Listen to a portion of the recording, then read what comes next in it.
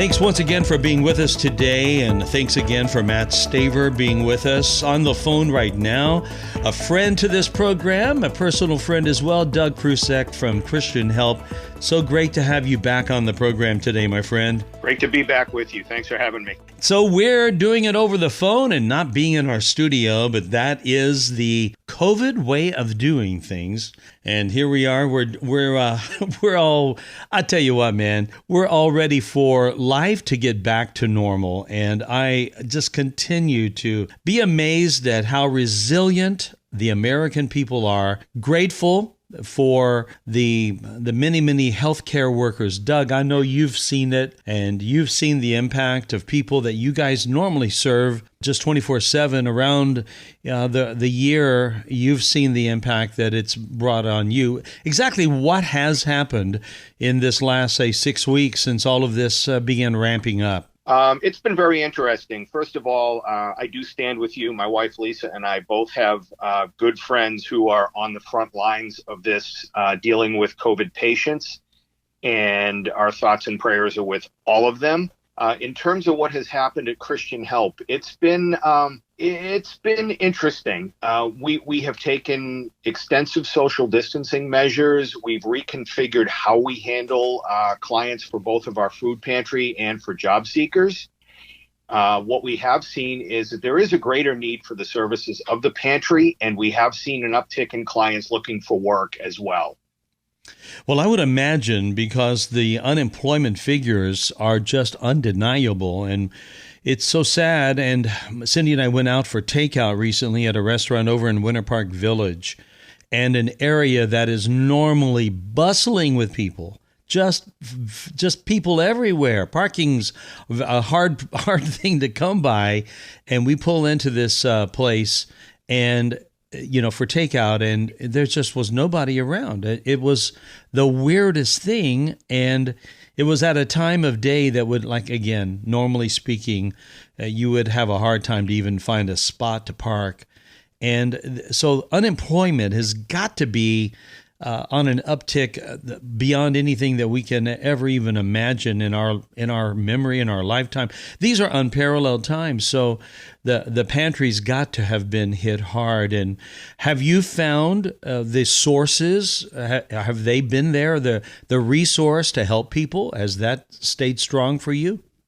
Yes, it has. We've been very blessed in that our sources have been able to partner with us, and we have been able to meet the need. We can always use financial support to help us get even more food to be ready. But we have been blessed in that things are moving along as smooth as one could imagine as possible. Now, Christian Help, for those that may not know exactly what you do, why don't you share again for our listeners who may have missed you when you were on the program before and would like to know exactly what services Christian Help provides? Christian Help is based in Castleberry, Florida. We're on Seminola Drive, just off 1792. And we have a food pantry that serves probably 100 folks a day, 100 families a day that we're averaging now. The food pantry, we have great partnerships with suppliers, and we're able to bless our clients with food, fresh meat. It's not just canned goods and pasta and things like that. We also provide job counseling to folks who are looking for work.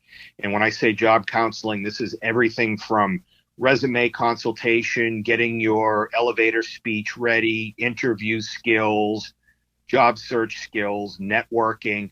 It's really a holistic approach to getting clients back into the workforce. Or what we were seeing before this all started to happen was folks looking to take the next step, getting a leg up on their career, maybe moving up a level into management. And we work with a wide variety of folks. It's everybody from entry-level hourly wage to executives. Mm-hmm. So when this began, and what was the first noticeable impact, besides, obviously, you mentioned the social distancing? First noticeable impact was we started to see more people from like the parks, service industry, we started seeing an uptick in that, and the need for food really became prevalent pretty quickly. And the jobs piece is coming up behind it, but rapidly. Mm-hmm. And what we're doing now is not only are we working with clients, we're working with them remotely now, but we're also retooling to see how we're going to serve job seekers in the future. When we come out of this, there's going to be a new job search environment. There's going to be new technologies to master. We're seeing a lot of folks get interviews through video conferencing and just new ways of connecting job seekers with future employers. And we're getting ready to respond to that. The reality is we're not going to go back to where we were a month ago, and processes are changing, and this pandemic is making us all realize that we can do things, but we're going to be doing them differently. And I think the bottom line in all of this is just to realize how different that's going to be. Well, before we look forward, because I do want to get your thoughts on looking as to maybe when we get past this weekend after next, and May will be here, and that's hopefully going to be the times that our government can say let's proceed with caution and all of that. I want to hear how and what you think that's going to look like for Christian Help, and maybe even beyond your own industry there. But as we look backwards on this, what do you think is going to be the most memorable thing from this last 5-6 weeks, Doug? I think just how quickly it evolved and how quickly people had to react. I know for us at Christian Help, the reaction piece was we reacted well, we reacted quickly. As soon as we realized the enormity of what was happening, we took great measures to refine our procedures. We put in all sorts of social distancing procedures, and we did a thorough cleaning of our building, more thorough than usual. It was just the responsiveness to this and the recognition that we need to be in a place where we are going to be a rock for the community to stand on coming out of this. Are people that you're serving, are they hopeful, would you say? Or is there any sense of just maybe fear or anxiety that's higher than normal? I think it's a mixed bag. We try to be a source of hope and prayer and inspiration for everybody who comes through our doors. We try to bless people however we can. There are people who are at a level of desperation because, they don't have that nest egg to fall back on, and they need food so that they can pay their rent, and they're scrambling. So, I mean, there is a level of fear and anxiety, but I think that there's also an underlying level of hope in this, in that we will come out of this. We will bounce back. It may look different than what we were a month ago, 2 months ago, 6 months ago, but we've always bounced back. We've recovered from things like this, and national crises and tragedies, and we've bounced back in the past. But it's going to mean a retooling, and it's just a matter of our clients looking for work, needing to take the skills that they have now and think, okay, maybe there's a similar field that I could work in. Maybe I'm not going back to where I was, but how can I use my skills to do something different in this new job seeker world order? Doug Prusak from Christian Help is my guest today. We'll be back with Doug in a moment. Don't go away. This is Afternoons with Mike here on The Shepherd. This is The Man in the Mirror with National Men's Ministry leaders Patrick Morley and Brett Clemmer. With today's Insight for Men, here's Brett. A man's heart is like his gas tank. It needs to be filled with the right things in order for his life to go. Many men are running on fumes, and an empty heart makes men irritable and grumpy. Or worse, it makes us numb. We can simply go through the motions of life. The antidote, or the fuel pump, so to speak, is regular time with God. But we need to pull off the road long enough and regularly enough to let God's Word fill us. A morning fill-up reminds us of God's constant love and points the way for the day. Are you running on empty? If so, pull over every day and let God fill you from His Word. Want some help with your relationships, sense of significance, and priorities? Then get a free copy of Success That Matters at maninthemirror.org/radio. Doug Prusak's my guest for this segment here on my program today on Afternoons with Mike. Once again, thank you for joining us today, and what an honor to have Matt Staver on, and also Doug. And you know, the work that you do there at Christian Help is so important, and thinking about how fast, I think that is one for me, Doug, when I look back at this period, I hope that what I remember, there are two things I think I will never forget. One is how fast all of this kind of changed, and just watching that historic slide of the Dow, I hope we never have to see that again when it went down well below what any of us felt comfortable. Grateful that it's bounced back a little bit. That's number one, just the slide of people's fear and all of that. But then I hope I remember this even more than that.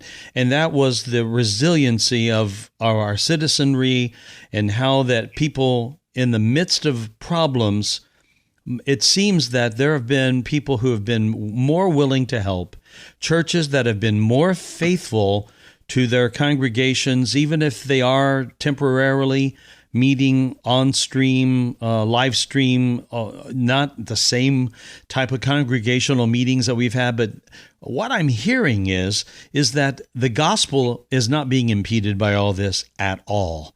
And that is one of the most wonderful things that I've heard. With all that's out there and all of the changes and all of the difficulties, Christians are rallying together and helping people and staying true and faithful to their congregations. And for that, I'm very grateful. I hope I never forget that.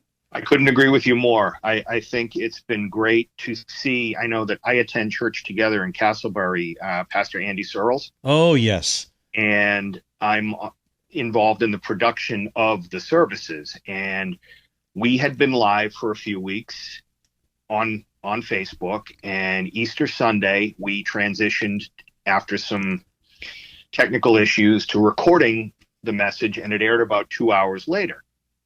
We had the same number of viewers that we did for the live the week before. And, you know, we had technical issues, but our congregation stayed with us. We're producing our messages ahead of time, and the number of people tuning in on Facebook and YouTube is approximately the same number that we had for live services on Sunday. So I think you're absolutely right. I think, you know, we still need that hope that comes with Christ, and especially now. And we all recognize it may be delivered a little bit differently than it was in February. And I think people appreciate the effort of our churches to stay connected. You know, at Christian Help, we've heard of other church partners that are doing the same thing. They're doing Facebook Live. They're recording their messages. They're still getting the word out, and people are still hungry for it. And I would argue that people are hungrier for it now than they were before. Well, I agree with you. And I think that if this does work out indeed, where churches across the country, Matt Staver's Liberty Council organizations calling for the restart day of the churches on May 3rd, whether it is that day or another day where a lot of congregations do come together, I believe there is going to be a meeting like nobody's business of people wanting to gather back again, because we've talked about this before. Christianity is not something that's done in isolation.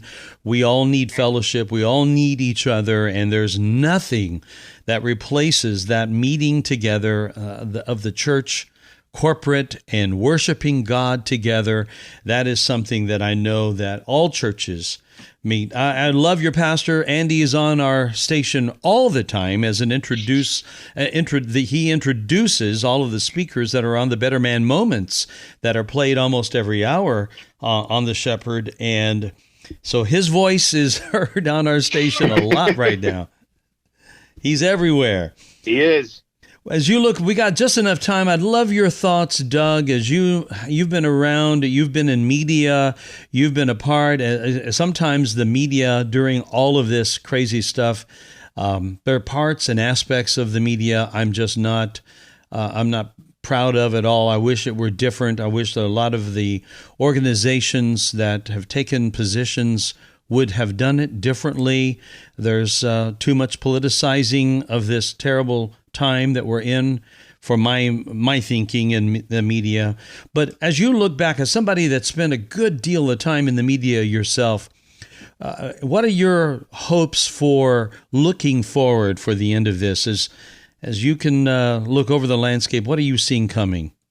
Well, what I'm hopeful for is that just because the open sign is in the window of the restaurant doesn't mean everybody's ready to go out to eat. I think individuals, and that's the beauty of living in America, we get to make our own choices. Proceed with caution if you wish. If you want to go out to eat, have at it. Everyone's going to go at their own pace, and I think we as Christians especially need to show great grace and respect to each other for how we all put our feet back in the pool of society. Mm-hmm.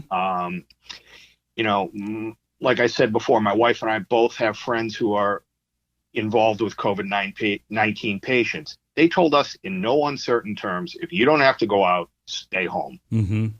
I heeded that advice. I can't wait to go to church again. I can't wait to go out to eat, play golf, go to the beach, see a movie. But I want to make sure that, we're doing it right. Mm-hmm. And that, health comes before wealth. And, we have medical issues in this house that made me think twice about me being out in public. We can't wait to get back to being as close as possible to normal. But what is that normal going to be? Well, that's going to be a good question, and we're all going to learn that one, aren't we? That's exactly. For sure. It's my hope and my prayer that we come out of this, even with all the political divisions and shenanigans going on, that we come out of this stronger as a society and as a nation, and that candidly Christians lead the way. And I think if we demonstrate that grace and, we don't rush to either judgment or reopen, if it's not time, that we're able to exhibit that leadership that brings people together. That's well said, my friend, and that's what we want to have, and that love and patience that God is calling us to live out right now. May we do so with great grace, and pray for those that are over us, not forgetting to do that, because that is an important role right now that government is playing. And God help our leaders, and where there have been things that are wrong, I pray that those things are made right. Doug Prusak, thank you for being with me here today, and it's great to have you once again. Say hello to Vicki and all the fine folks over at Christian Help for us. Will do. It's always a pleasure to be with you. And friends, thank you for being with me today on the program. We'll catch you next time right here on Afternoons with Mike on The Shepherd.